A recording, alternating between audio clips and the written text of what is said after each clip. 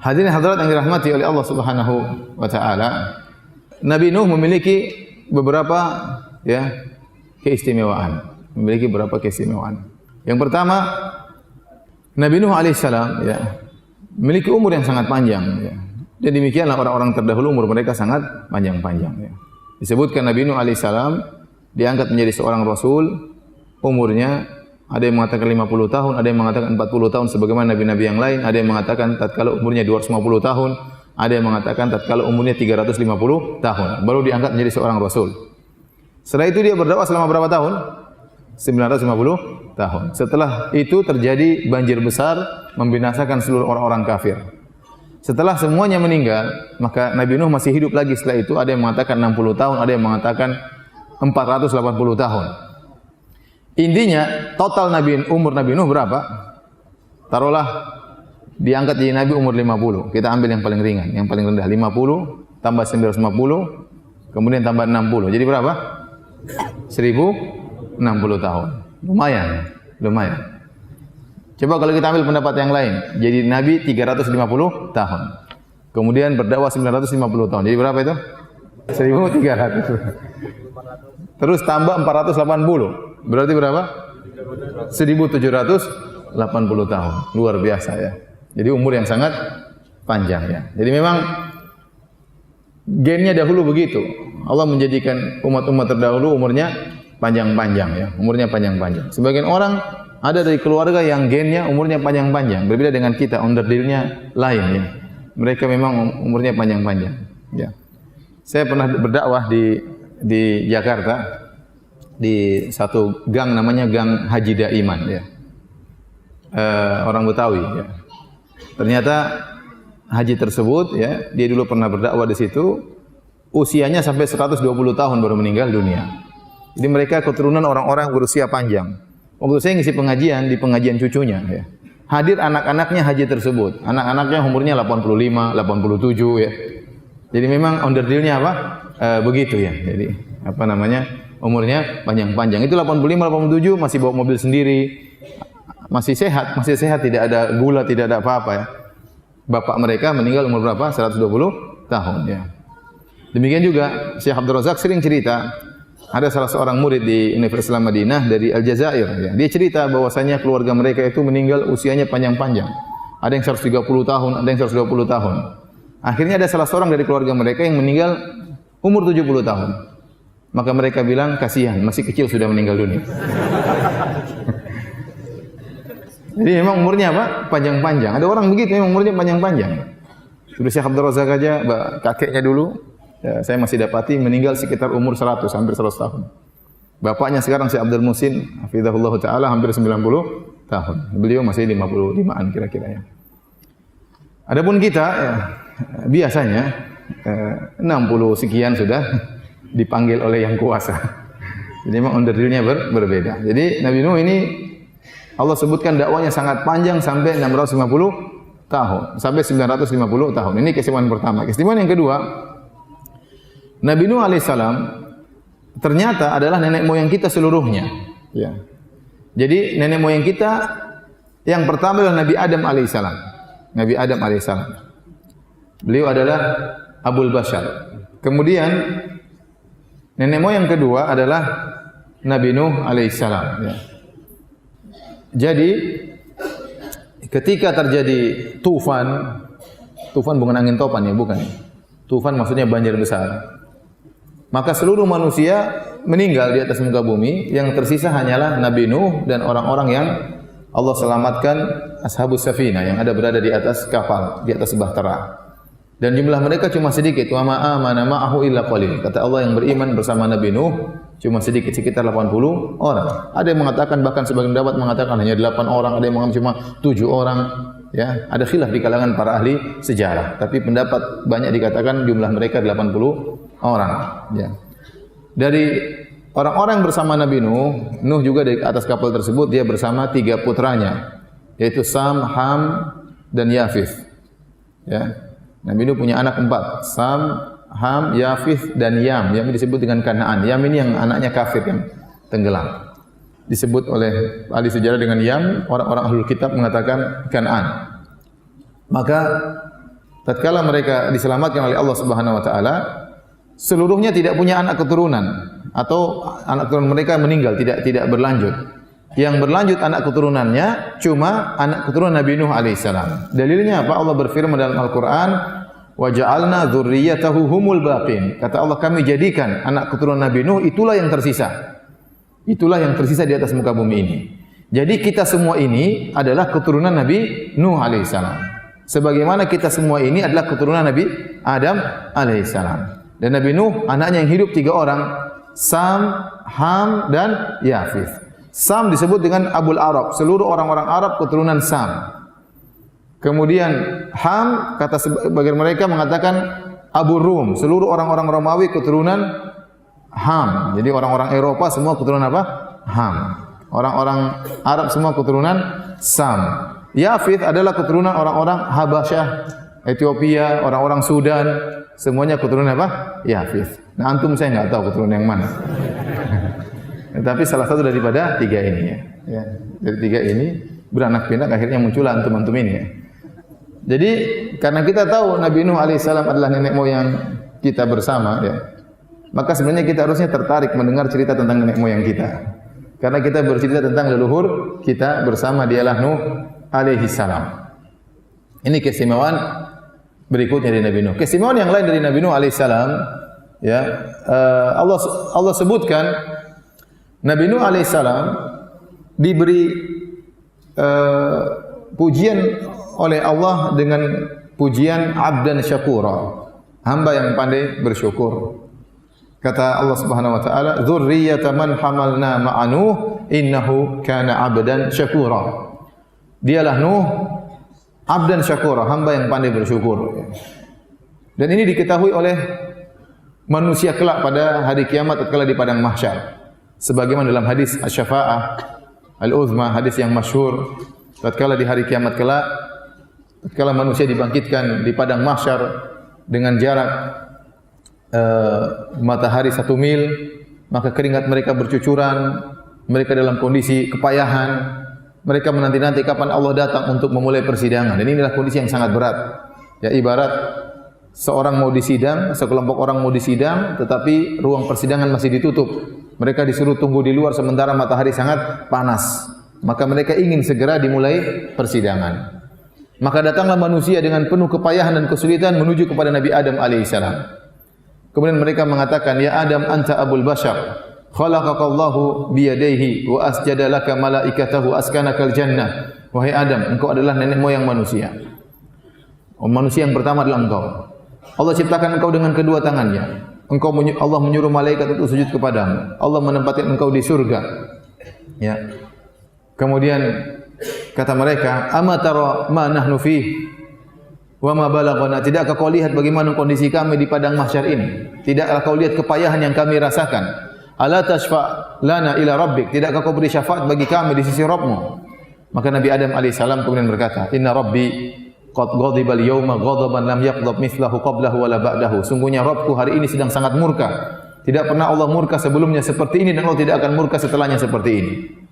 Wa qad nahani 'an syajarah, dan sungguhnya ya Allah telah melarangku untuk mendekati sebuah pohon dan aku mendekati dan melanggar larangan Allah Subhanahu wa taala. Jadi Adam alaihissalam minta uzur, tidak bisa memberi syafaat karena dia pernah melakukan kesalahan. Adam berkata, "Nafsi nafsi." Jiwaku, jiwaku, diriku juga butuh syafaat, bukan kalian saja, saya juga butuh syafaat. Nabi Adam berkata, "Idhabu ila ghairi." Pergilah kepada nabi yang lain. "Idhabu ila Nuh." Kata Adam, pergilah kalian kepada Nabi Nuh. Ya. Orang-orang pun meninggalkan Nabi Adam di padang mahsyar, maka mereka berjalan menuju kepada Nabi Nuh alaihissalam. Kemudian mereka bertemu dengan Nabi Nuh. Mereka berkata, "Ya Nuh, anta awalur rusuli ila ahli al-ard." Engkau adalah rasul yang pertama yang Allah utus ke atas muka bumi. Wa qad sammaka Allahu abdan syakura, dan Allah telah menamakan engkau dengan hamba yang pandai bersyukur. Jadi mereka tahu keistimewaan Nabi Nuh. Sammaka Allahu abdan syakura, Allah telah menamakan engkau dengan hamba yang pandai bersyukur. Ala tara ma nahnu fi, tidakkah kau lihat bagaimana kondisi kami, wa balagana, kesulitan yang kami hadapi. Ala tasfa' lana ila rabbik, tidak kau beri syafaat bagi kami di sisi Rabbmu. Nabi Nuh sama mengatakan, Rabbku sedang murka, tidak pernah murka seperti ini sebelumnya dan tidak akan murka seperti sesudahnya. Kemudian Nabi Nuh berkata, nafsi, nafsi, jiwaku juga butuh syafaat, jiwaku juga butuh syafaat. Idhabu ila ghairi, pergilah kepada nabi yang lain. Nabi Nuh menolak untuk memberi syafaat. Akhirnya mereka pergi kepada Nabi Ibrahim. Nabi Ibrahim juga menolak. Mereka pergi kepada Nabi Musa. Nabi Musa menolak. Mereka pergi kepada Nabi Isa. Nabi Isa menolak sampai akhirnya pergi kepada Nabi Muhammad sallallahu alaihi wasallam. Kemudian Nabi Muhammad sujud di bawah arsy, sujud yang lama memuji Allah Subhanahu wa taala, memuji Allah. Kemudian Allah berkata, "Ya Muhammad, irfa' ra'sak wasal tu'ta washfa'tu syaffa'." Wahai Muhammad, angkatlah kepalamu dari sujudmu. Mintalah kepada Allah akan dikabulkan, berilah syafaat kau akan diberi syafaat. Itu yang disebut dengan maqamah mahmudah. Intinya manusia pada hari kiamat kelak tahu Nabi Nuh, di antara pujian Allah kepada Nabi Nuh, abdan syakura, hamba yang pandai bersyukur. Padahal Nabi Nuh alaihissalam, kalau kita lihat sejarahnya nanti, ya, Nabi Nuh bukan orang paling kaya. Nabi Nuh hidup dengan kesulitan. Nabi Nuh tiap hari dicaci maki oleh umatnya. Selalu diuji dengan ujian yang sangat berat. Tadi kata siapa? Muhammad bin Ishaq. Tidak ada seorang nabi pun yang diuji seperti ujiannya Nabi Nuh dari kaumnya, kecuali nabi yang terbunuh. Ada nabi yang terbunuh.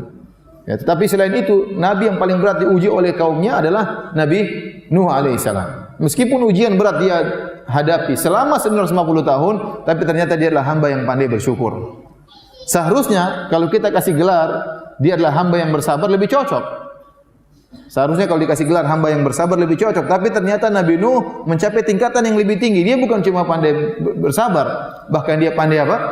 Bersyukur di tengah-tengah kesulitan yang dia hadapi. Dia pandai bersyukur di tengah-tengah kesulitan dan ujian yang luar biasa yang dia hadapi.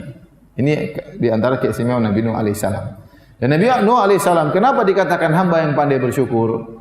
Maka ada beberapa pendapat di kalangan para ulama. Di antaranya Nabi Nuh alaihissalam lisannya selalu memuji Allah Subhanahu wa taala. Setiap dia dapat kenikmatan selalu dia memuji Allah, alhamdulillah. Kalau dia makan makanan dia memuji Allah. Kalau dia minum minuman dia memuji Allah. Kalau dia pakai baju dia memuji Allah Subhanahu wa taala. Maka Allah mengatakan dia adalah hamba syakuran, abdan syakuran, hamba yang senantiasa bersyukur. Selalu mengingat kebaikan Allah Subhanahu wa taala. Ujian berat yang dia hadapi seakan-akan terlupakan. Itulah Nabi Nuh alaihissalam. Ya. Dan Allah suka dengan hamba yang seperti itu. Dalam hadis kata Nabi sallallahu alaihi wasallam, "Innallaha la yardu 'anil 'abdi idza akala al-aklata fayahmaduhu 'alaiha aw ayashraba asy-syarbah fayahmaduhu 'alaiha." Allah sungguh ridha, suka kepada seorang hamba kalau dia makan makanan lantas dia memuji Allah. Kalau dia minum minuman maka dia memuji Allah. Ya, makanya di antara sunnah kalau kita setelah makan, setelah minum kita baca doa, alhamdulillahilladzi at'amani hadzal ta'am min ghairi haulin minni wala quwwah. Ya, segala puji bagi Allah yang telah menganugerahkan kepadaku makanan ini atau minuman ini tanpa ada daya upaya dariku. Atau paling tidak kita mengatakan alhamdulillahirabbil alamin, ya. Ini di antara keistimewaan Nabi Nuh. Di antara keistimewaan Nabi Nuh alaihissalam yang lain, Nabi Nuh alaihissalam adalah Rasul yang pertama yang Allah utus ke atas muka bumi. Rasul yang pertama. Jadi antara Nabi Nuh dengan Nabi Adam atau Nabi Adam dengan Nabi Nuh ada 10 kurun. Dan tidak diutus Rasul kecuali Nuh alaihissalam. Kata Ibnu Abbas radhiyallahu anhuma, "Kana baina Adam wa Nuhin asyratu qurun wa kanu 'alal Islam." Kata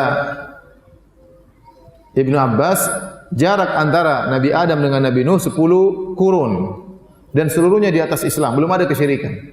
Seluruhnya di atas Islam. 10 kurun ini maksudnya apa? Ada yang berpendapat 10 kurun maksudnya satu kurun adalah 100 tahun.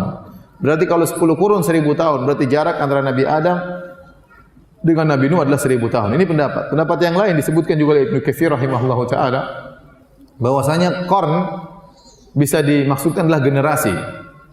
Antara Nabi Adam dengan Nabi Nuh ada 10 generasi. Dan satu generasi umurnya panjang-panjang. Lihat aja Nabi Nuh saja sampai 1000 tahun lebih. Ya. Dan tidak tahu umat-umat sebelum Nabi Nuh mungkin lebih panjang lagi umurnya. Ya.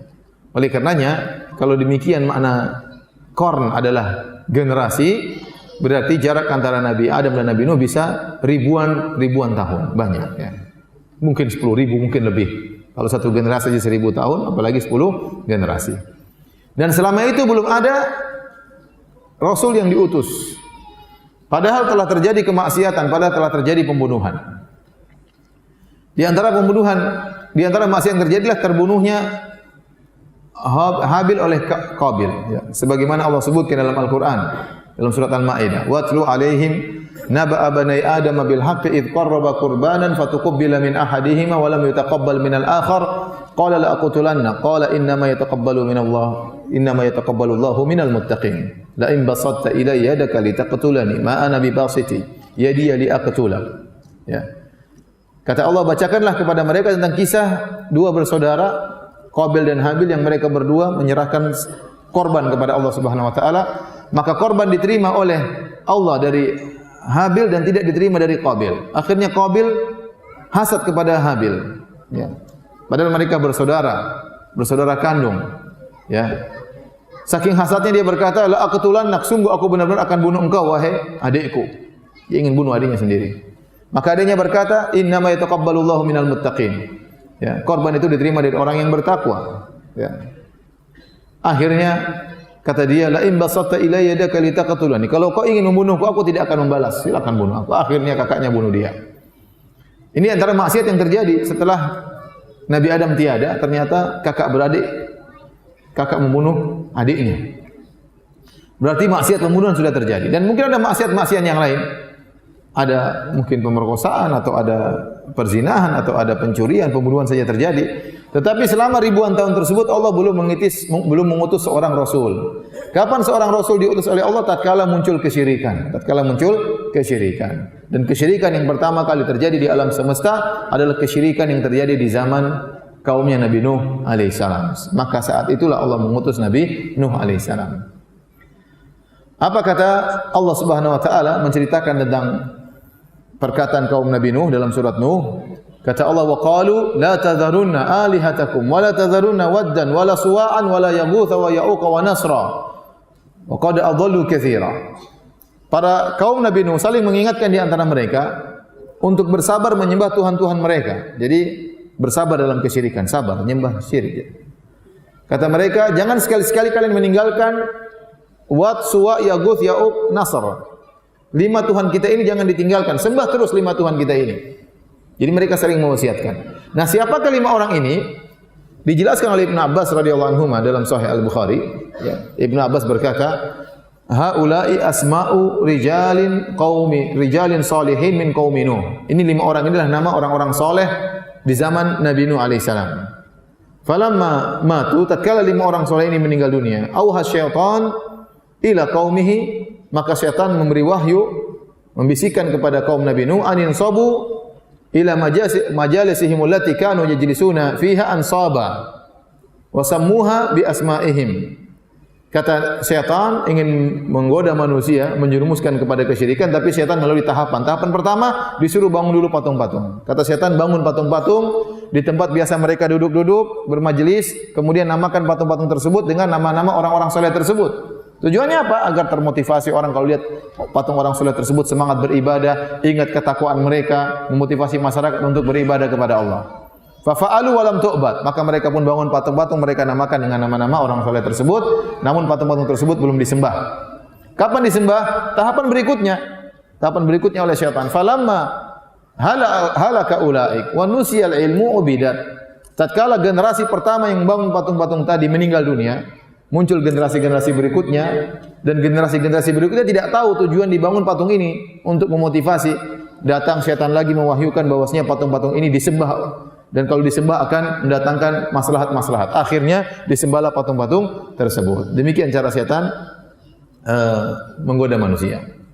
Jadi ternyata kesyirikan pertama kali terjadi di alam semesta adalah di zaman Nabi Nuh alaihissalam. Sehingga Allah pun mengutus Nabi Nuh alaihissalam. Dan ternyata sebab terjadi kesyirikan di alam semesta adalah karena mengkultuskan orang-orang saleh. Berlebih-lebihan, gulu fi salihin, berlebih-lebihan terhadap orang-orang saleh. Dan ini yang telah disebutkan oleh Ibnu Hajar rahimahullah bahwasanya sebab utama terjadi kesyirikan di alam semesta ini adalah terlalu berlebih-lebihan kepada orang saleh. Dan ini benar. Ya, kalau kita berbicara tentang berbagai macam kesyirikan di alam semesta adalah sebabnya karena bersikap mengkultuskan orang-orang saleh. Contoh kaum Nabi Nuh. Siapa? Wat, Suwa, Yaguth, Ya'uq, Nasr. Ini orang saleh. Dikultuskan, akhirnya lama-lama disembah. Contoh kesyirikan terjadi di zaman Nabi Muhammad sallallahu alaihi wasallam. Siapa yang disembah? Di antara yang disembah adalah Lata. Dan Lata ini kata Ibnu Abbas dalam Sahih Al-Bukhari juga, kana yalitu sawiqa lil hujjaj. Dia adalah orang yang saleh, yang dahulu waktu masih hidup sering membuat adonan makanan dibagi-bagikan kepada jemaah haji gratisan. Dia bagi makan kepada jemaah haji. Tatkala dia meninggal maka dibangunlah patung di atas kuburannya, akhirnya disembah. Lihat orang saleh juga. Waktu mereka masih hidup, Lata waktu masih hidup belum disembah. Wat, Suwa, Yaguth, Ya'uq, Nasr waktu masih hidup juga belum disembah. Kapan mereka disembah? Tatkala sudah meninggal dunia. Syaitan menggoda, akhirnya mewahyukan, akhirnya disembah setelah mereka meninggal dunia. Contoh lain, contohnya Nabi Isa alaihissalam. Nabi Isa alaihissalam, orang yang sangat soleh, Nabi yang sangat soleh. Waktu dia masih hidup tidak ada yang menyembah Nabi Isa alaihissalam. Tidak ada dari hawariyin, dari sahabat-sahabat Nabi Isa yang menyembah Nabi Isa alaihissalam. Kapan Nabi Isa disembah? Tatkala diangkat oleh Allah, baru kemudian disembah. Setelah dia tiada, baru disembah oleh orang-orang Nasara yang jumlah mereka sekarang miliaran. Jumlah mereka sekarang apa? Miliaran di atas kesyirikan yang disebut oleh Allah ad-dhalin, orang-orang yang sesat. Kita bicara tentang Buddha. Buddha Siddhartha Gautama waktu dia masih hidup belum disembah. Tidak ada sahabat-sahabat Buddha yang menyembah Buddha, apalagi para tabi'in dari tidak ada yang menyembah Buddha, ya. Oleh karenanya ada risalah S3 disertasi di Universitas Islam Madinah yang tulis orang Thailand, kakak kelas saya, ya. Dia tulis tentang hakikat dari agama Buddha. Dia sebutkan waktu Buddha masih hidup berdasarkan literatur sejarah tidak ada yang menyembah Nabi Buddha, tidak ada yang menyembah Buddha. Dan Buddha tidak pernah mengaku sebagai Tuhan dan dia tidak pernah menciptakan pohon, tidak pernah menciptakan hewan. Dia hanyalah orang bijak yang menyampaikan nasihat-nasihat yang indah. Waktu dia masih hidup tidak ada yang sembah. Tatkala dia sudah meninggal baru apa? Baru disembah. Baru disembah oleh kaumnya, ya. Dan demikianlah kesyirikan-kesyirikan yang ada, ya. Banyak wali-wali yang disembah, sunan-sunan disembah, didatangi, dimintai doa dan macam-macamnya, berdoa meminta kepada penghuni kubur setelah mereka meninggal dunia. Setelah mereka meninggal dunia. Oleh karena dari sini kita tahu kenapa Nabi sallallahu alaihi wasallam sangat keras dalam masalah kuburan. Karena Nabi melarang segala sarana-sarana yang bisa mengantarkan kepada pengkultusan terhadap orang soleh yang akhirnya disembah. Ya, maka Nabi SAW melarang kuburan ditinggikan. Rasulullah SAW melarang kuburan di semen. Rasulullah SAW melarang kuburan ditulisi. Rasulullah SAW melarang kuburan dikasih lampu. Rasulullah SAW melarang solat ke arah kuburan. Ini semua perkara bukan syirik. Meninggikan kuburan, menulisin kuburan, kasih tanah mengkapuri kuburan, menyemen kuburan. Ini bukan syirik, solat ke arah kuburan juga bukan syirik. Tapi ini dilarang karena khawatir mengantarkan kepada hal-hal tersebut. Ya. Namun kata Ibnu Qayyim rahimahullah, seluruh larangan Nabi tentang kuburan dilanggar oleh kaum muslimin. Dilanggar oleh kaum muslimin. Ya. Oleh karenanya Al-Imam Asy-Syaukani rahimahullah menyebutkan dalam kitabnya Syarhus Sudur. Dia sebutkan, antum bayangkan ada seorang masuk ke kuburan orang soleh. Kemudian kuburan ini ternyata tinggi, ditinggikan. Kemudian dilapisi dengan sitar, dengan kain, ditulis tulisan kaligrafi.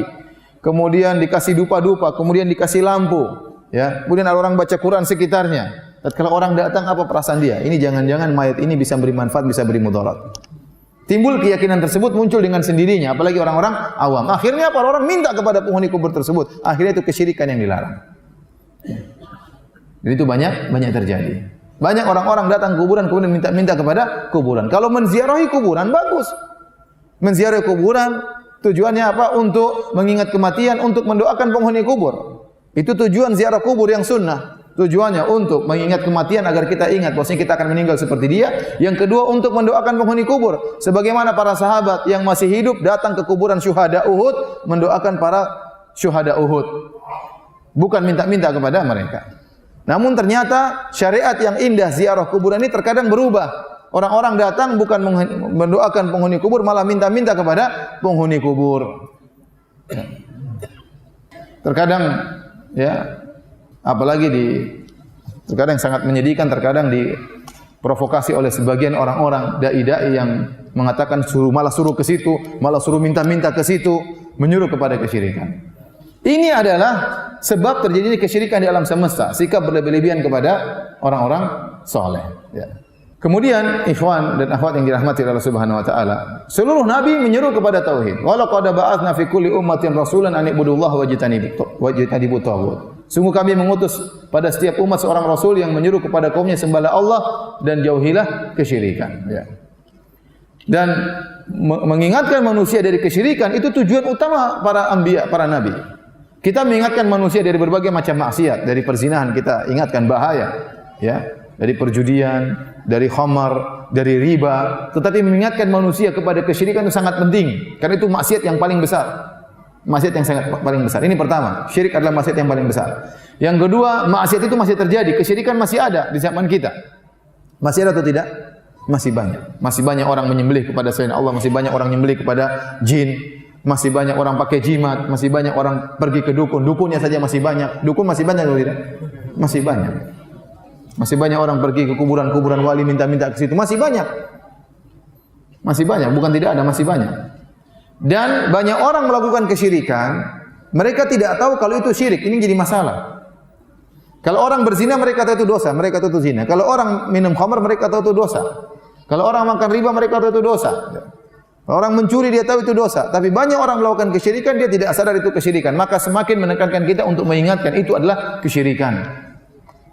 Banyak orang ya pakai jimat dia menyangka ini bukan syirik, namanya ikhtiar, usaha. Padahal apa? Syirik. Banyak dukun namanya orang pintar. Dia pergi ke orang pintar, ini orang pintar. Dia tidak merasa berdosa sama sekali. Ya. Banyak orang memotong ayam, memotong kambing untuk bangun rumah, dikatakan tradisi masyarakat. Dia tidak tahu itu syirik. Sehingga perlu diingatkan ini merupakan apa? Kesyirikan. Terkadang kita melarang orang pakai jimat, sementara yang jual jimat kiai kadang-kadang. Repot. Ya. Betapa banyak orang belajar ilmu kanuragan, ternyata itu dengan jin. Kerjasama dengan apa? Dengan jin. Dengan jin ya. Saya mau cerita nih. Saya kemarin habis dakwah di suatu tempat. Situ banyak orang-orang sakti. Bukan di sini. Saya pergi dakwah di sana. Terkenal. Saya tidak ingin sebut nama kota tersebut. Intinya saya dari sana. Kemudian saya pulang diantar oleh salah seorang ustadz. Ustadz sunnah juga. Semobil. Dari berjam-jam kita berjalan bareng. Dia cerita, ustadz saya ini berasal dari keluarga sakti-sakti. Bapak saya sakti, om saya sakti, kakek saya juga sakti. Jadi banyak orang datang belajar ke mereka, minta ilmu, nanti suruh bayar mahar. Ya. Terus dia cerita, suatu hari sepupu saya, dia nggak pandai ngomong. Dia kalau ceramah ke depan orang mungkin nggak enak ngomongnya. Pokoknya dia nggak pandai ngomong. Maka dia ingin belajar sama om saya tentang ilmu supaya pandai ngomong ya. Jadi ada ilmunya juga supaya pandai apa? Ngomong. Akhirnya dia belajar sama om saya, kata om saya, oke, kamu silahkan belajar, tapi maharnya harus bayar, 10 gram emas. 10 gram emas.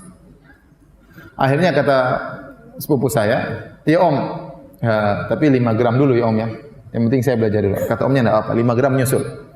Akhirnya dikasihlah 5 gram, kemudian dia belajar ilmu tersebut, suruh wirid ini, wirid anu, suruh ini, ritual. Akhirnya dia pandai ngomong. Waktu dia pandai ngomong, yang pertama dibohongin omnya itu. Akhirnya 5 gram tidak dibayar-bayar sampai sekarang. Setelah itu dia bohongin banyak orang, ngomong sampai ustadz ini cerita dia pernah telepon saya mau pinjam uang, saya enggak berani ngomong ustadz, karena saya takut dia apa? Nyihir saya dengan ilmunya tersebut. Maka langsung saya bentak-bentak sebelum dia, karena kalau saya sudah dengar lama akhirnya saya terbawa. Ya seperti itu. Ini ilmu-ilmu yang mengerikan, pasti ada kaitannya dengan jin, dengan dibumbui dengan ayat-ayat Al-Quran. Ya. Betapa banyak orang wirid-wirid dengan ayat Al-Quran ternyata disalahgunakan. Ya. Contoh, saya pernah meruqyah seorang ustaz. Ya. Alhamdulillah sekarang dia sudah berdakwah di mana-mana. Dia minta untuk diruqyah. Saya bilang ada apa? Dia minta diruqyah. Saya baca Al-Quran dia kepanasan. Saya tanya kenapa kamu bisa begini? Saya dulu waktu masih di Indonesia, saya dulu sering baca surat Yusuf dengan harapan cewek-cewek muda tergoda dengan saya. Supaya tampannya Nabi Yusuf kecipratan ke dia ya. Ini salah, padahal surat Yusuf alaihissalam adalah untuk mengingatkan tentang bahaya fitnah wanita. Iya atau tidak? Nabi Yusuf digoda oleh wanita dan Nabi Yusuf bisa selamat. Ini malah digunakan untuk bisa gayat apa? Cewek. Akhirnya kemasukan jin. Bayangkan gara-gara baca Quran kemasukan apa? Jin. Kenapa waktu dia baca Quran niatnya bukan untuk mencari hidayah, ya, tapi untuk niat yang salah, niat duniawi. Akhirnya jin masuk ke dalam tubuhnya. Saya juga pernah meruqyah orang, dia kemasukan jin waktu di Pondok Jamilur Rahman di Jogja dengan Ustaz Abu Sa'ad rahimahullahu taala. Orang itu kenapa kemasukan jin? Setelah dia sadar dia tanya, dia baru kemasukan jin karena baca ayat kursi kalau nggak salah 7.000 kali. Ayat kursi yang harusnya mengusir setan malah buat dia kemasukan apa? Setan. Ini kenyataan, mengerikan ya. Oleh karenanya ya, seperti ini. Ayat Al-Quran disalahgunakan. Ada orang bilang, Ustaz, kalau mau hilang ada yang bisa dibaca wirid berapa ribu kali. Apa bacaannya? Wal yatalattaf, wal yatalattaf. Itu adalah ayat paling tengah dalam Al-Quran. Kalau dalam Al-Quran lama warna merah kan? Wal yatalattaf. Nanti bisa hilang. Oh, masa? Kalau ente sudah bisa hilang, ente mau apa? Memang enak kalau bisa menghilang. Sudah menghilang terus isi cari, Mas di mana? Cari aja sendiri di mana. Anak-anak cari, Abi di mana? Menghilang. Akhirnya apa? Orang kalau sudah bisa menghilang, itu dia macam-macam. Pengen ngintip orang lah, pengen ngambil barang orang lah. Seperti itu, dikasih jalan oleh setan. Paham? Karena niat dia memang sudah salah. Al-Quran dijadikan untuk gitu-gitu. Dan ini kejadian. Ya. Tadi seperti itu, untuk bisa ngomong, pakai wirid-wirid. Tapi sudah niatnya keliru. Niatnya keliru. Ya. Sama ada Ustadz ini punya kakak. Ustadz sunnah juga. Dia mondok di salah satu pondok sunnah di Jawa. Dan beberapa preman-preman datang ke situ mengancam-ngancam. Akhirnya dia jengkel, dia pulang ke kotanya, dia ambil keris atau pedang atau pisau dari kakeknya. Kakeknya kan sakti. Dia bawa pisau tersebut, dia bawa ke pondok. Akhirnya pada waktu malam ada preman-preman terus datang mengganggu dia, dan preman tersebut dari kota yang sama. Dari kota dia. Maka dia jengkel, dia keluarkan, "Nih, pedang kakek saya, siapa yang berani maju? Saya ambil dari kampung." Oh, mereka takut. Karena sesama yang punya ilmu begitu biasanya tahu, oh ini jinnya gede nih. Ini sakti gitu. Ini sakti. Kalau yang enggak punya ilmu enggak tahu sakti enggak sakti. Ya, karena mereka pakai ilmu, dia juga punya pisau yang sakti, akhirnya mereka ketakutan. Akhirnya mereka pergi. Rupanya kakaknya ini lupa mengembalikan pisaunya ke kakeknya. Setelah lama kakeknya mulai kesakitan di sana di kampung.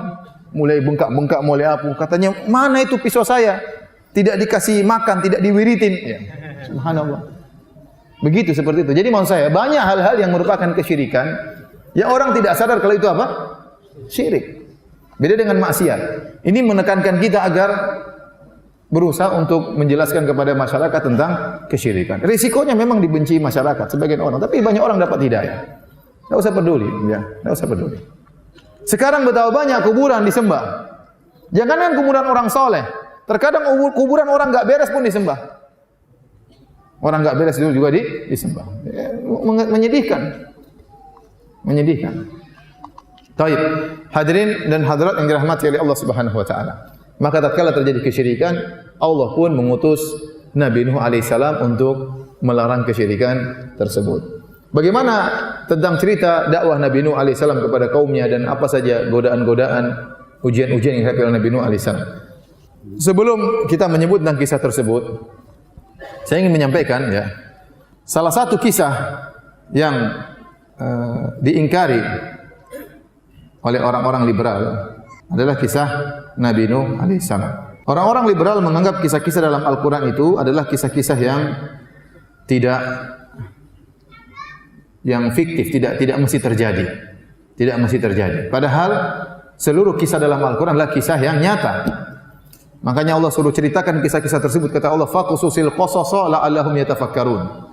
Ceritakanlah kisah-kisah, semoga mereka berpikir, mengambil pelajaran. Allah berfirman juga, ya,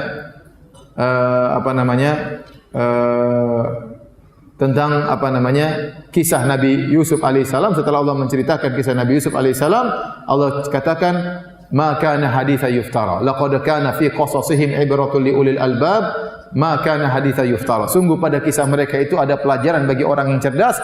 Ma kana haditha yuftara. Dan kisah tersebut bukanlah kisah yang fiktif, tapi kisah yang pernah terjadi. Kisah Nabi Adam, Nabi Nuh, Nabi Daud, Nabi Sulaiman, semua nabi-nabi yang Allah sebutkan dalam Al-Quran, demikian disebut oleh Nabi Muhammad SAW dalam hadis-hadisnya, semuanya kisah nyata, bukan kisah dongeng belaka. Yang mengatakan kisah itu dongeng orang-orang kafir.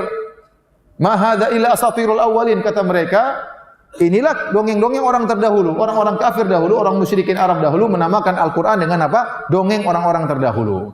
Ternyata perkataan orang musyrikin ini diulangi lagi oleh orang liberal zaman sekarang. Dalam sebuah tulisan yang berjudul Perspektif Lain Atas Kisah atau Dongeng dalam Quran. Bayangkan. Judulnya Perspektif Lain atau Kisah atau Dongeng dalam Al-Quran. Saya nimbrung diskusi sedikit ya, karena tema soal kisah dalam Quran ini menarik untuk dibicarakan. Pertanyaan pertama, apakah kisah-kisah dalam Al-Quran itu semua secara faktual pernah terjadi? Dia mengatakan Quran tidak terlalu peduli dengan faktualitas cerita-cerita itu. Yang penting adalah moral atau pesan yang hendak dihantarkan melalui kisah tersebut. Dia berkata lagi, menurut saya penggambaran tentang Tuhan dalam Quran itu jujur saja ya, harus diakui masih dipengaruhi perspektif agama Yahudi. Maksud saya begini, kata dia, kalau kita telah kisah-kisah dalam Quran ada pola demikian. Nabi datang berdakwah lalu masyarakat menolak bahkan memusuhi. Ujung ceritanya Tuhan marah mengirim azab. Azab yang buat saya paling mengerikan adalah banjir Nuh, di antara yang dia ingkari kisah Nabi Nuh alaihissalam. Azab ini secara nurani dan akal sehat sangat mengganggu. Jadi kisah Nabi Nuh tidak sesuai, menurut dia tidak sesuai dengan akal sehat. Menyelisih nurani dia. Kita bilang akal dia yang sakit, nurani dia yang enggak beres, paham? Ini dia bilang beraninya. Apakah benar hanya karena masyarakat menolak dakwah Nabi Nuh, Tuhan marah besar dan mengirim banjir yang melanda seluruh bumi? Dia tidak tahu ini masyarakat kurang ajar 950 tahun mengejek Nabi. Kata dia, Quran memberikan restu atas konsep Tuhan pendendam. Mengerikan. Dia juga punya makalah judulnya Al-Quran dan Spider-Man. Mengerikan. Dia membandingkan antara cerita dalam Al-Quran, dongeng Spider-Man dan film-film Hollywood lainnya dengan kisah dalam Al-Quran. Jadi menurut logika tokoh liberal ini, ya, bahwasanya kisah-kisah dalam Al-Quran itu enggak nyata. Allah hanya ingin menyampaikan pesan moral dalam kisah-kisah tersebut. Contoh ibarat seperti seorang ibu ingin mengajarkan kecerdikan atau kecerdasan kepada anaknya, sebelum tidur ibu tersebut cerita tentang kisah kancil dan buaya. Yang kisah tersebut tidak pernah terjadi, tetapi ada pesan yang ingin disampaikan. Paham? Paham tidak? Seperti mungkin ada kisah tentang misalnya sang puri yang dirubah jadi apa? Batu. Mungkin tidak pernah terjadi, tapi ada kisah agar orang-orang tidak durhaka kepada ibunya. Ya, seperti itu. Namun kisah ini tidak terjadi. Kenapa? Menurut ulil absar, secara akal sehat dia, akal sakit dia, ya, bahwasanya cerita Nabi Nuh tidak masuk akal, kata dia. Sebenarnya kenapa dia menolak kisah-kisah ini? Karena kisah-kisah para nabi bertentangan dengan pemahaman liberal. Orang-orang liberal mengatakan masalah agama tidak boleh kita intervensi. Ini adalah hak yang paling privasi. Tidak boleh ente mengajarkan agama ente kepada orang lain. Menurut mereka semua agama masuk apa? Surga. Semua agama masuk surga. Sementara nabi-nabi tidak. Nabi-nabi menegur kaumnya yang melakukan kesyirikan. Didakwahi terus sampai 950 tahun. Kalau menurut versi pandangan orang liberal, Nabi Nuh kok maksa-maksa sih? Paham? Maka cerita-cerita para nabi tersebut tidak sesuai dengan konsep liberal, menghancurkan konsep liberal dari akarnya. Maka supaya bisa menolak ini semua, dia buat sebuah cara pandang bahwasanya kisah-kisah ini hanyalah apa? Fiktif. Ini berarti menuduh Allah berbohong dong. Allah waktu sampaikan kisah-kisah ini, Allah sampaikan ini dongeng atau asli? Asli. Sementara nyata, sementara ulil absar mengatakan ini dongeng. Secara tidak langsung dia menuduh Allah adalah berdosa. Dan perkataan dia persis seperti perkataan orang-orang musyrikin Arab, asatirul awwalin. Al-Quran hanyalah dongeng-dongeng orang terdahulu. Ini mengerikan, ini kekufuran. Ya, saya tidak bosan-bosan mengingatkan hal ini karena liberal sekarang mungkin lagi redup, suatu saat akan muncul lagi. Selalu begitu. Ya, mungkin pakai baju yang baru. Namanya bukan Islam liberal lagi, mungkin pakai baju yang baru. Sekarang banyak di antara mereka memakai baju Islam Nusantara. Ya. Tidak semua liberal, tapi sebagian orang liberal memakai baju Islam Nusantara. Padahal pemikirannya tetap apa? Liberal. Memanfaatkan suatu nama untuk menggolkan kembali pemikiran liberal yang mulai redup. Ya. Dan mereka ini dai-dai yang rusak. Ya. Hati-hati. Taib. Hadirin dan hadirat yang dirahmati oleh Allah Subhanahu Wa Taala. Kita ceritakan tentang kisah Nabi Nuh alaihissalam. Allah menyebut kisah Nabi Nuh dalam banyak surat, di antaranya dalam surat Al-A'raf. Allah Subhanahu wa taala, laqad arsalna Nuhan ila qaumihi wa qala ya qaumi ibudullaha ma lakum min ilahin ghairuh inni akhafu alaikum adzab yaumin adzim. sungguh kami telah mengutus Nuh kepada kaumnya. Kemudian dia berkata, ya kaumku, u'budullaha ma lakum min ilahin ghairuh. Sembahlah Allah semata dan tidak ada sembahan selain Allah. Inni akhafu alaikum adzab yaumin azim. Aku khawatir adab yang pedih akan menimpa kalian. Qala al-mala'u min qaumihi inna lanaraka fi dhalalin mubin. Maka berkatalah para pembesar-pembesar dari kaumnya Nabi Nuh, orang-orang kayanya, pejabat-pejabat tinggi, orang-orang sombong, mereka berkata, wahai Nuh, inna lanaraka fi dhalalin mubin. Sungguh-sungguh menurut kami engkau dalam kesesatan. Bukan cuma kesesatan titik, kesesatan yang nyata. Jadi mereka ini kurang ajar. Mereka justru mengatakan Nabi Nuh berada dalam kesesatan yang nyata. Namun Nabi Nuh seorang nabi yang bersabar. Dia membalas hujatan tersebut dengan perkataan yang baik. Jadi Nabi Nuh, mereka bilang, Nuh ente yang sesat. Sesatnya sesat yang parah. Nabi Nuh tidak berkata, ente yang sesat bukan saya, tidak. Tapi Nabi Nuh membantah tuduhan tersebut. Nabi Nuh berkata, ya qaumi laisa bi dhalalatun walakinni rasulun min rabbil alamin. Uballighukum risalati rabbi wa ansahu lakum wa a'lamu minallahi ma la ta'lamun. Wahai kaumku, tidak ada kesesatan sama sekali pada diriku. Akan tapi aku adalah utusan dari Rabbul Alamin. Allah mengutusku untuk mendakwai kalian. Uballighukum risalata rabbi. Aku sampaikan kepada kalian pesan-pesan surat dari Allah Subhanahu wa taala kepada kalian. Wa ansahu lakum, dan aku ingin nasihat bagi kalian. Aku ingin kebaikan bagi kalian. Ya. Jadi yang menolak dakwah Nabi Nuh adalah para pembesar-pembesar di kaumnya. Oleh karenanya kebanyakan pengikut dari para anbiya adalah orang-orang miskin, orang-orang pembesar-pembesar, orang kaya, orang-orang para pejabat. Kesombongan mereka menghalangi mereka untuk menolak kebenaran. Ya. Kita lanjutkan, silakan yang punya Al-Quran, bawa Al-Quran, silakan buka surat Hud, surat 11 ayat 25. Ayat 25. Allah berfirman tentang kisah Nabi Nuh. Walaqad arsalna Nuhan ila qaumihi inni lakum nadhirum mubin. Sungguh kami telah mengutus Nuh kepada kaumnya dan dia berkata, aku adalah pemberi peringatan kepada kalian. Faqala al-mala'u alladhina kafaru min qaumihi ma naraka illa basyaran mithlana. Maka para pembesar-pembesar dari kaum Nabi Nuh yang mereka adalah kafir, mereka berkata, ma naraka illa basyaran mithlana. Wahai Nuh, menurut kami kamu hanyalah manusia biasa. Ya. Jadi mereka tidak mau beriman kepada Nabi Nuh, mereka menyebutkan banyak alasan. Di antara alasan mereka, Nuh kau hanyalah seorang manusia, kami ingin ada malaikat bersamamu. Walau syaa rabbuna la anzala malaikatan. Kalau Allah berkehendak, kata mereka, Allah akan kirim malaikat menemani engkau. Dan ini sama yang diucapkan oleh orang-orang musyrikin kepada Nabi Muhammad sallallahu alaihi wasallam. Mali hadzal rasul ya'kulu at-ta'ama wa yamshi fil aswaq laula unzila ilaihi malak fayakuna ma'ahu rasula fayakuna ma'ahu nadhira. Ya, ini rasul macam apa Muhammad ini, jalan di pasar makan makanan. Kenapa tidak diutus malaikat bersamanya memberi peringatan bersama dia? Jadi mereka mempunyai syarat, kalau kami mau beriman kepada engkau wahai Nuh, datangkan malaikat. Kami tidak mau rasul utusan dari manusia. Harus spesial, utusan berupa malaikat. Kemudian kata mereka, wa ma naraka taba'aka illa alladziina hum aradhiluna badiyar ra'yi. Dan kami melihat engkau, yang ikut kamu hanyalah orang-orang yang rendahan, orang-orang miskin. Badiyar ra'yi, dia hanya terima tanpa pikir panjang. Kalau kami tidak, itu orang-orang bodoh saja yang ikut kamu itu. Orang-orang bodoh, orang miskin, begitu kau ceramain langsung beriman, tidak pikir panjang. Kalau kami tidak, kami ini mikir dulu apa perkataanmu, kami cerna dulu dan kami tahu kamu salah. Adapun pengikut kamu itu orang bodoh, tidak ngerti. Ibnu Katsir waktu menyampaikan hujahnya orang-orang musyrik ini, Ibnu Katsir berkata, justru kalian yang enggak ngerti. Ya.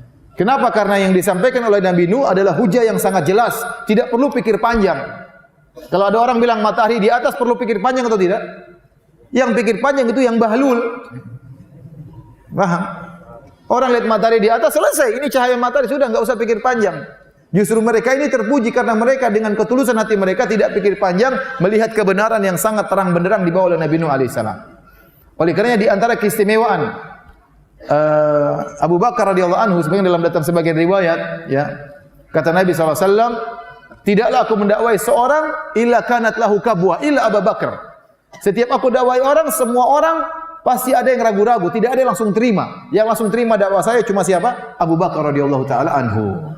Tidak pikir panjang langsung terima dakwah. Kenapa? Dakwah Nabi benar-benar jelas terang benderang. Jadi mereka mencela Nabi Nuh dengan mengatakan yang ikut kamu wahai Nuh hanyalah orang-orang awam, orang-orang bodoh yang terima langsung. Kalau kami pikir panjang. Justru kalian yang tercela kebenaran yang jelas ngapain pikir panjang.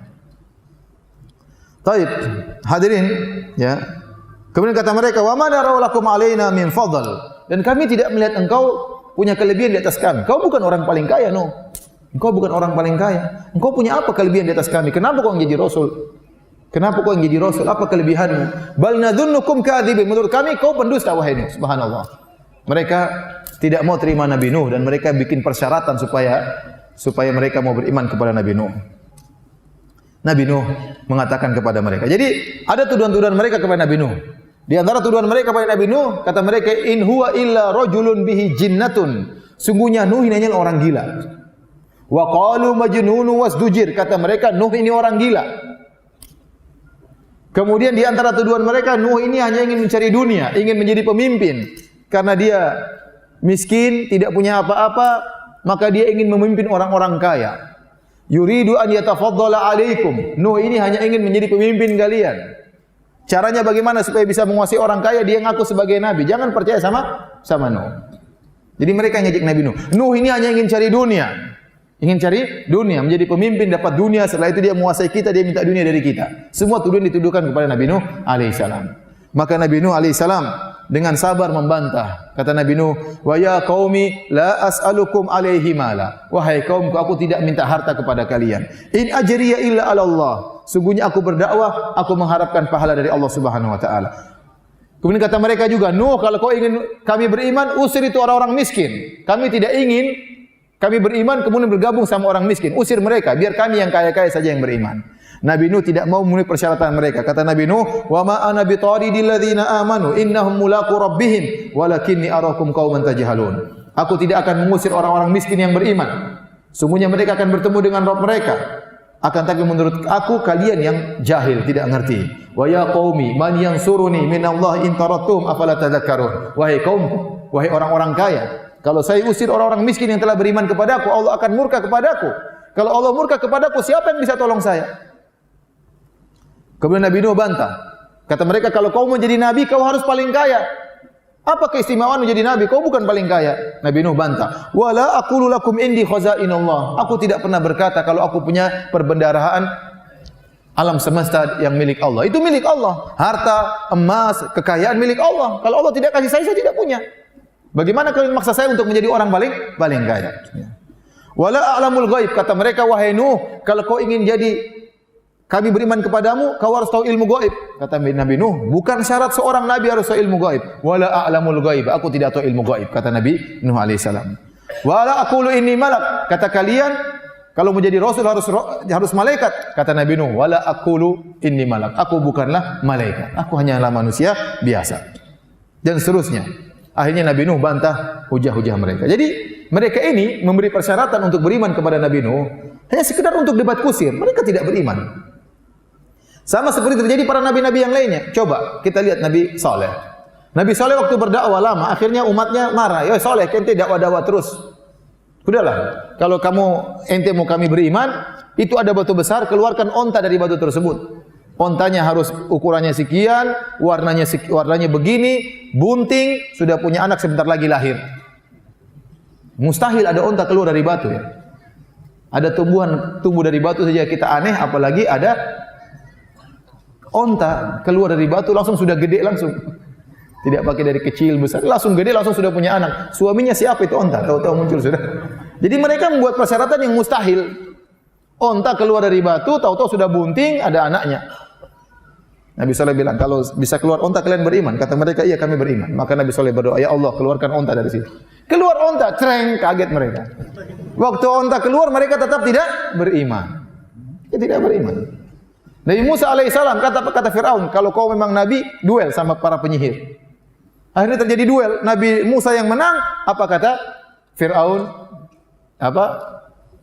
Engkau adalah pemimpin para penyihir. Engkau memang penyihir hebat wahai Musa. Sudah selesai. Ya. Inna hadza lakabirukum alladzi 'allamakumus sihr. Ini Musa adalah pemimpin para penyihir, bahkan kalian itu muridnya Musa. Bayangkan, sudah selesai.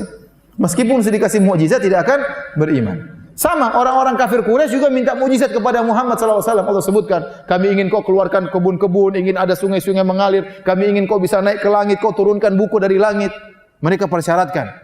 Apa kata Allah Subhanahu wa taala? Walau fatahna alaihim baban minas sama'i la dhallu fihi ya'rujun laqalu inna ma sukkirat absaruna bal nahnu qaumun mashhurun. Kata Allah, kalau kami bukakan pintu-pintu langit, kemudian mereka naik di atas langit, mereka tetap mengingkari, kata mereka, sungguhnya kami sedang tersihir, mata kami tertutup.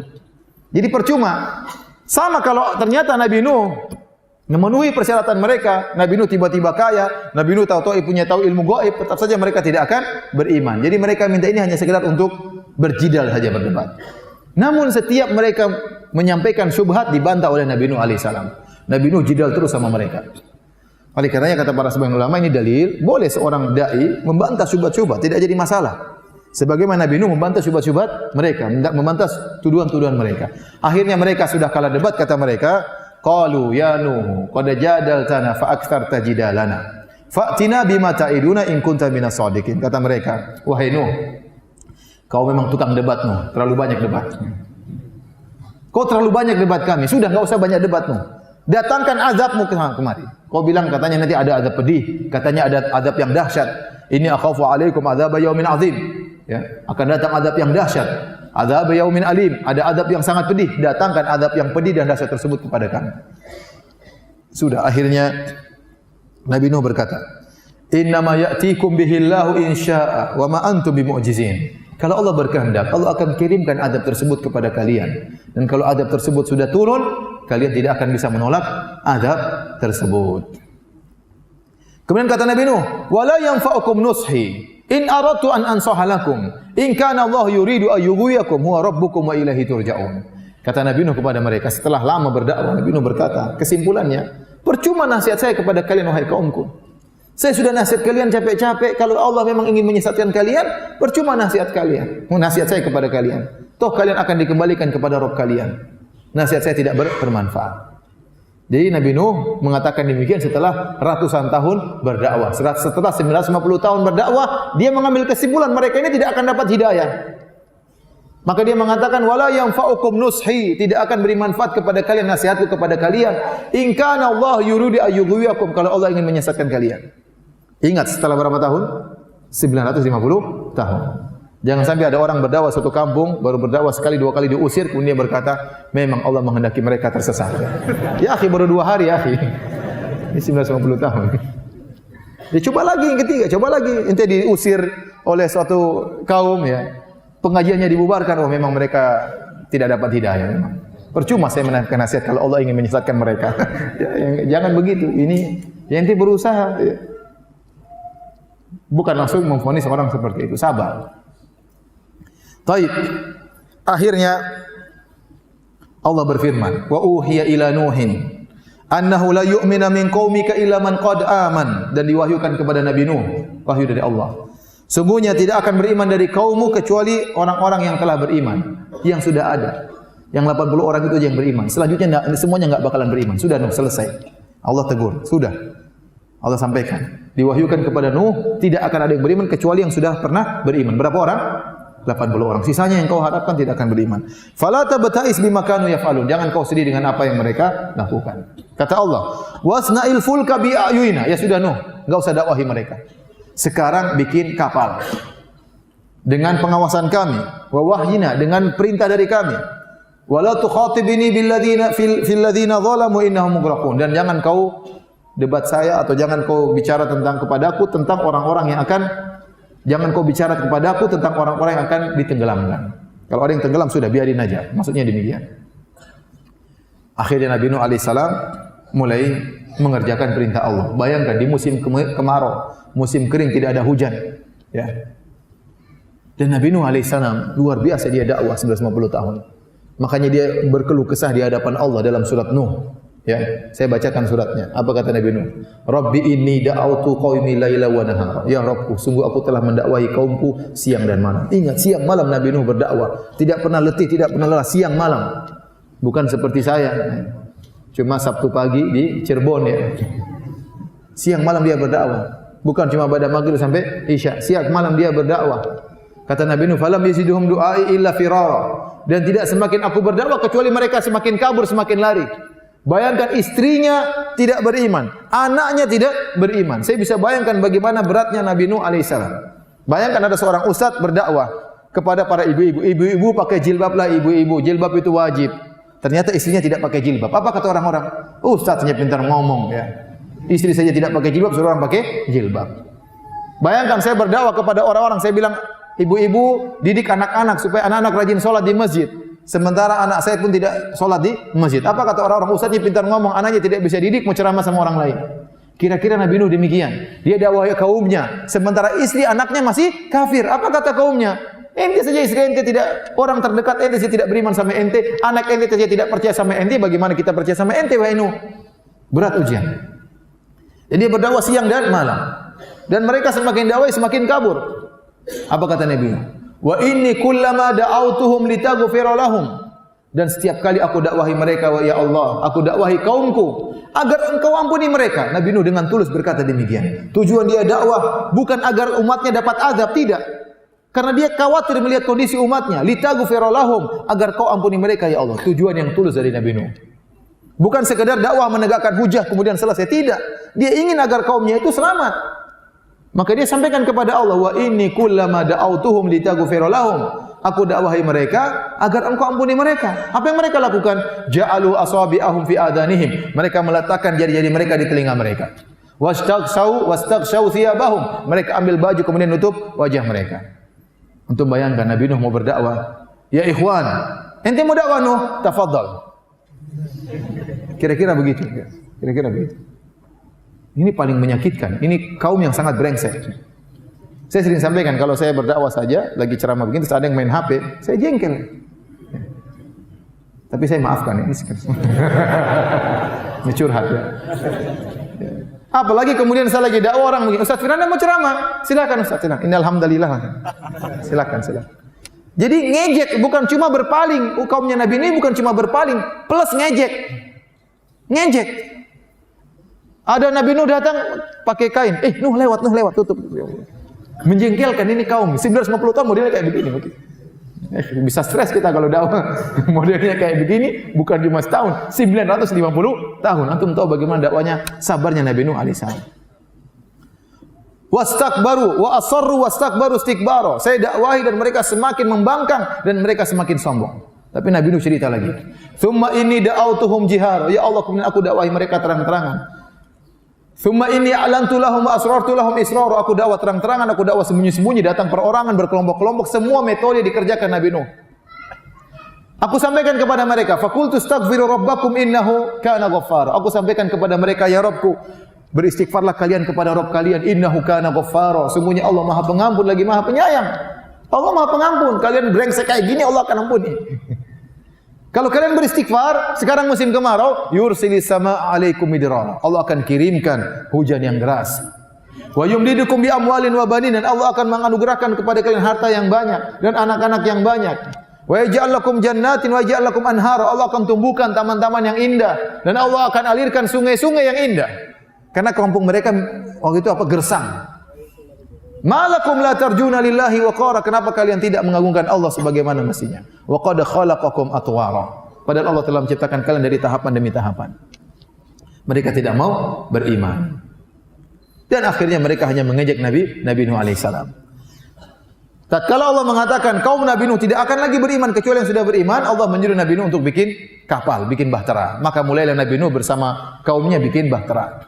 Bayangkan mereka bikin kapal di tengah musim kemarau, tidak ada hujan sama sekali. Apa kata Allah Subhanahu wa taala? Wa yasna'ul fulka wa kullama marra alaihi mala'un min qaumi sakhiru min. Maka Nabi Nuh pun bikin bahtera. Setiap ada kaumnya yang lewat, ngejek. Setiap lewat ngejek, bayangkan. Tidak ada yang lihat, cuma diam-diam aja gitu, lewat diam-diam. Setiap lewat iseng ngejek. Ini menjengkelkan atau tidak? Menjengkelkan. Apa kata mereka? Nuh, ini musim kemarau, ngapain bikin kapal Nuh? Apa ada kapal berlabuh di atas daratan wahai Nuh? Gitu. Disebut oleh Ibnu Katsir. Mereka ngomong begitu. Wahai Nuh, ente bikin kapal, apa ada kapal berlabuh di daratan? Ente majnun ya Nuh. Gila ente. Nuh, ente sudah tidak dakwah lagi, sekarang jadi tukang kayu, Nuh. Setiap lewat pasti ngejek. Dan itu Nabi Nuh disebutkan bikin kapal lama, ada yang mengatakan setahun bikin kapal. Jadi setahun diejek terus enggak berhenti. Nuh ente gini, lewat terus subhanallah. Nabi Nuh mengatakan apa? In taskharu minna fa inna naskharu minkum kama taskharun. Kalau kalian ngejek kami akan ngejek kalian suatu hari. Fasawfa ta'lamuna may ya'ti 'adzabu yukhzihi wa yahilu 'alaihi 'adzabun muqim. Kalian akan tahu siapa yang akan didatangi oleh azab yang sangat pedih dan azab yang kekal. Mereka terus ngejek-ngejek ke Nabi Nuh. Akhirnya Nabi Nuh berdoa. Kata Allah dalam surat Al-Qamar, "Kadzabat qablahum qaumun Nuhin fakadzabu abnana wa qalu majnunun wasdujir." Sungguh sebelum mereka ada kaum Nabi Nuh yang mendustakan hamba kami yaitu Nuh alaihissalam. Wa qalu majnunun wasdujir, kata mereka Nuh itu orang yang gila. Apa kata Allah? Fada'a rabbahu. Maka Nabi Nuh berdoa kepada Allah setelah diejek terus. Anni maghlubun fantasir. Ya Allah, aku telah dikalahkan oleh mereka, tolonglah aku. Mereka ngejek terus, ya Allah, tolonglah aku. Allah pun kabulkan doa Nabi Nuh. Fa fatahna abwaabas samaa'i bima'in munhamir. Kami pun buka pintu-pintu langit, maka langit mengeluarkan hujan yang sangat deras. Wa fajjarnal arda uyunan faltaqal ma'u al amrin qad qudir. Maka kami pun mengeluarkan air dari bumi, maka bertemulah antara air laut dengan air tanah sesuai dengan yang tidak ditakdirkan oleh Allah Subhanahu wa taala. Akhirnya tiba saatnya Allah turunkan azab. Kata Allah Subhanahu wa taala, "Hatta idza jaa amruna," sehingga tatkala tiba keputusan kami. "Wa faratan nur," dan sampai tungku mengeluarkan air. Jadi sebagian ulama mengatakan, Allah tidak mengatakan wa fajjarna uyunal ardi. Kalau kita terjemahkan secara tekstual, wa fajjarna uyunal ardi, kami pun mengeluarkan tadinya mata air yang kering, kami keluarkan air dari mata air tersebut. Allah tidak mengatakan demikian. Saya ulangi, Allah tidak mengatakan wa fajjarna uyunal ardi, kami curahkan, kami keluarkan air dari mata air yang ada di bumi. Tidak. Tapi Allah mengatakan wa fajjarnal arda uyunan, kami jadikan bumi sebagai mata air. Berarti air keluar mau dari mata air, bukan dari mata air semua keluar air. Karena Allah menjadikan bumi semuanya mata air. Sampai-sampai mata air di mana-mana, Allah mengatakan wa faratan nur, sampai tungku yang biasanya keluar api keluar air juga. Berarti sudah parah air di mana-mana. Air banyak dari bawah cepat, dari atas turun hujan. Munhamir, kata Allah, air yang sangat banyak. Ya. Kemudian kata Allah, "Qul nahmil fiha min kullin zawjaini itsnaini wa ahlak."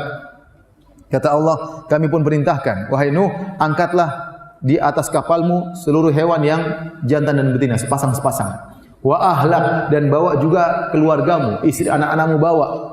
Illa man sabaqa alaihil qaul, kecuali dari keluargamu yang telah tercatat bakalan masuk neraka, bakalan tenggelam. Wa man aman, dan angkat pula orang-orang yang beriman. Jadi 3 kata Allah. Bawa pertama hewan-hewan sepasang, yang kedua keluargamu, yang ketiga orang yang telah beriman. Berapa tadi jumlahnya? 80 orang. Dan kapal Nabi Nuh, kapal yang sederhana. Kata Allah, "Wa hamalnahu ala dzati alwahin wa dusur."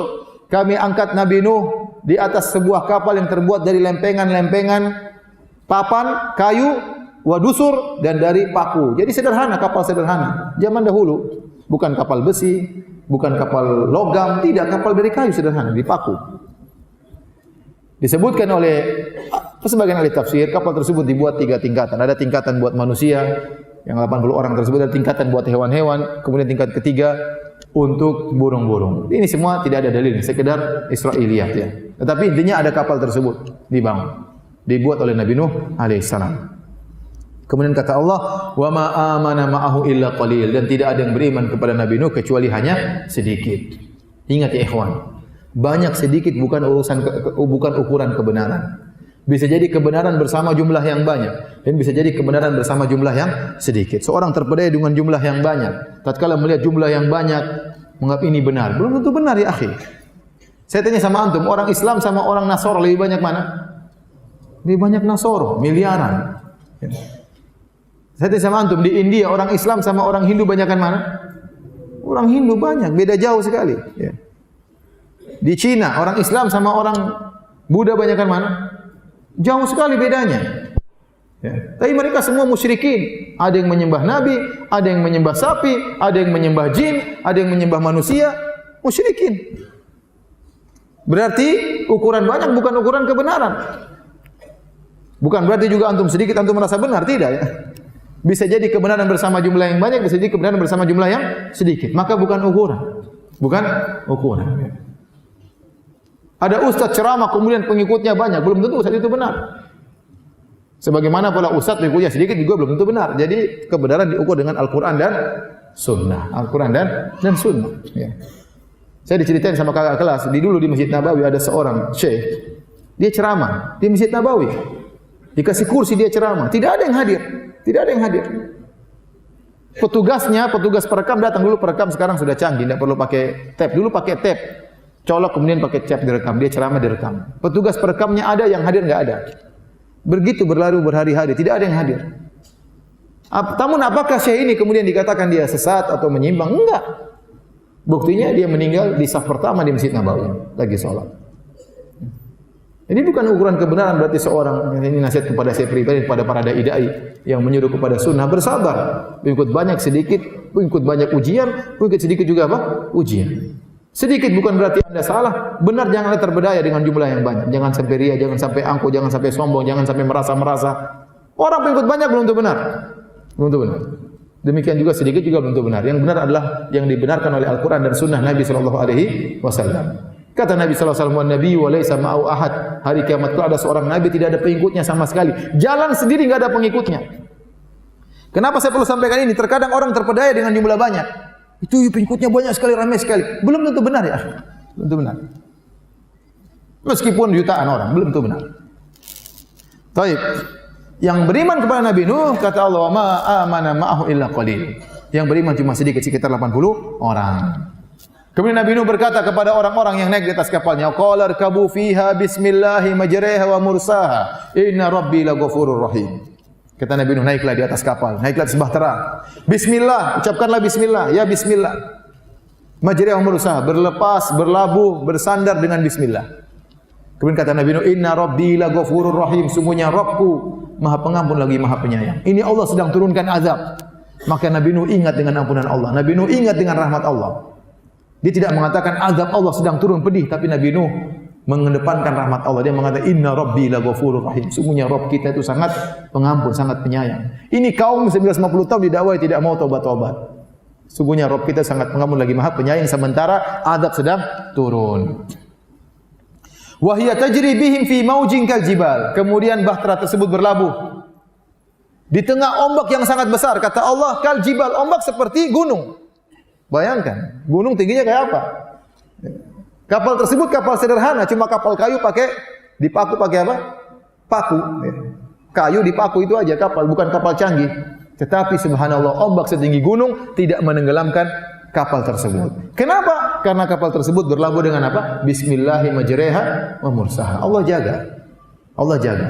Allah jaga kapal tersebut meskipun ombak setinggi gunung.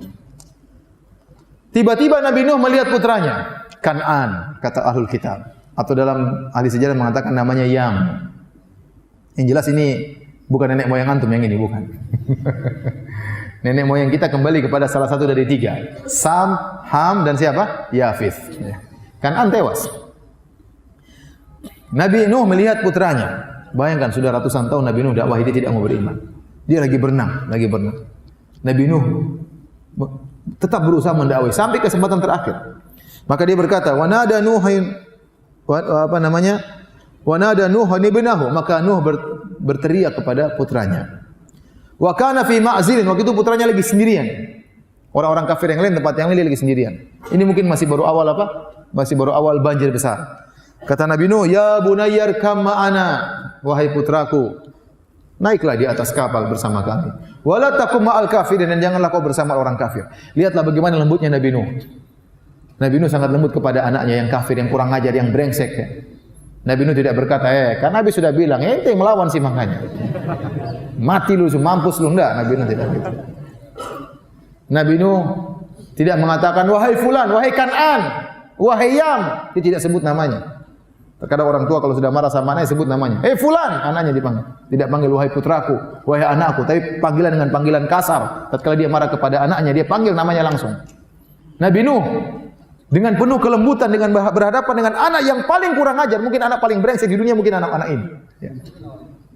Nabi Nuh manggil, ya bunayya, wahai putraku. Dia ingatkan, aku ini bapakmu, aku ini sayang sama kamu, kau adalah putraku.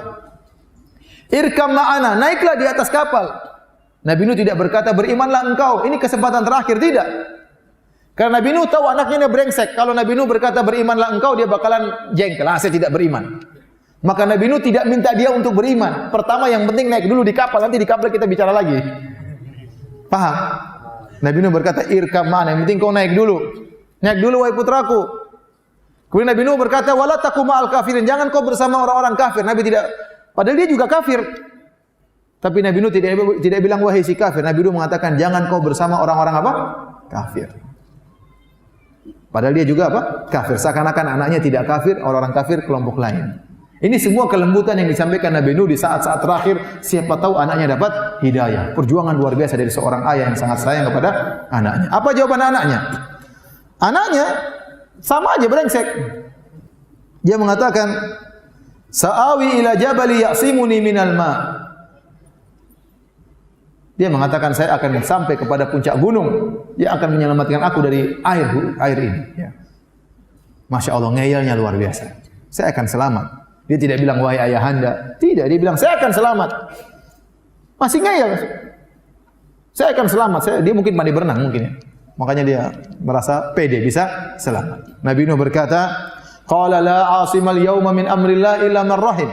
Ketahuilah tidak ada keselamatan bagi seorang pun kecuali dirahmati oleh Allah. Dia tidak bilang kau tidak akan selamat, tapi dia mengatakan wahai ini berlaku umum kau dan yang lainnya. Tidak akan selamat kecuali dirahmati oleh Allah Subhanahu wa taala. Nabi Nuh masih menyebutkan tentang rahmat Allah. Kau dalam kondisi begini masih bisa dirahmati oleh Allah Subhanahu wa taala. Akhirnya apa? Nabi Nuh terus mendakwai anaknya, wa hala bainahumal mauju fakana minal mughraqin. Tiba-tiba ada ombak besar menenggelamkan apa? Putranya. Setelah itu, setelah semua meninggal dunia, orang kafir semua meninggal dunia, maka Allah berkata, wa qila ya ardu bila'i ma'aki wa ya sama'u aqlihi. Wahai bumi, masukkan lagi airmu.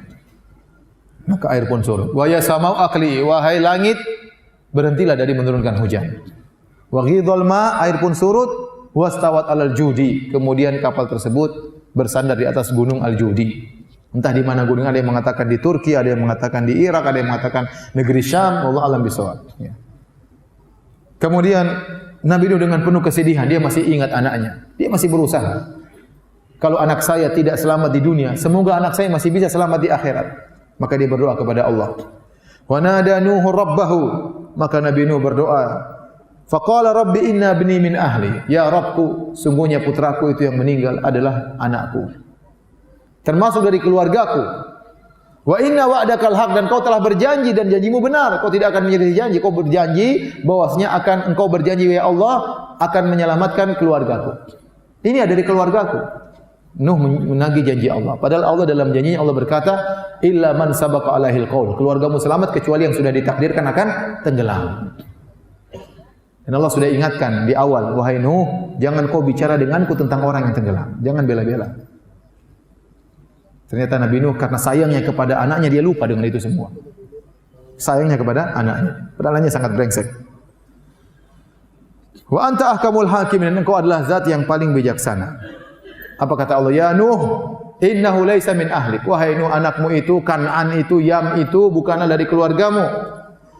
Innahu amalun ghairu shalih. Dia telah mengamalkan amalan yang tidak benar. Dia kafir ya Nuh. Fala tas'alni ma laysa laka bihi ilm. Jangan kau minta kepadaku sesuatu yang kau tidak punya ilmu tentangnya. Inni a'idzuka an takuna minal jahilin. Aku nasihati engkau wahai Nuh, jangan sampai kau termasuk orang-orang yang jahil. Allah tegur Nabi Nuh, tidak boleh minta seperti itu. Ini kafir sudah selesai, tidak bisa selamat. Maka kata Nabi Nuh, qala rabbi inni a'udzubika an as'alaka ma laysa li bihi ilm. Ya Rabbku, aku berlindung kepada engkau dari memohon perkara yang aku tidak punya ilmu tentangnya. Wa illa taghfirli wa tarhamni. Kalau kau tidak ampuni aku, kau tidak rahmati aku, ya, aku minal khasirin, maka aku akan termasuk orang-orang yang merugi.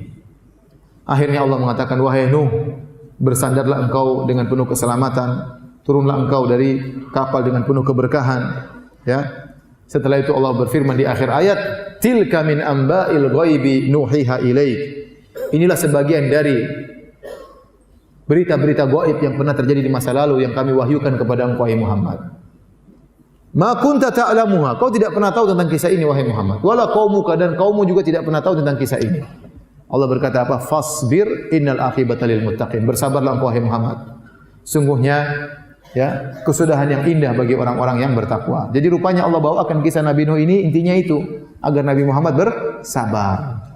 Sekarang kau diintimidasi, kaummu disiksa, sebagian dibunuh di kota Mekah, sabar. Kesudahan yang indah akan bersama orang-orang yang bertakwa. Jadi inilah kisah Nabi Nuh alaihissalam yang bisa kita sampaikan dari ayat-ayat dalam Al-Quran. Semoga bermanfaat bagi kita semua. Ya. Kurang lebihnya saya mohon maaf. Kalau ada yang bertanya saya persilahkan. Wallahu ta'ala alam bisawab.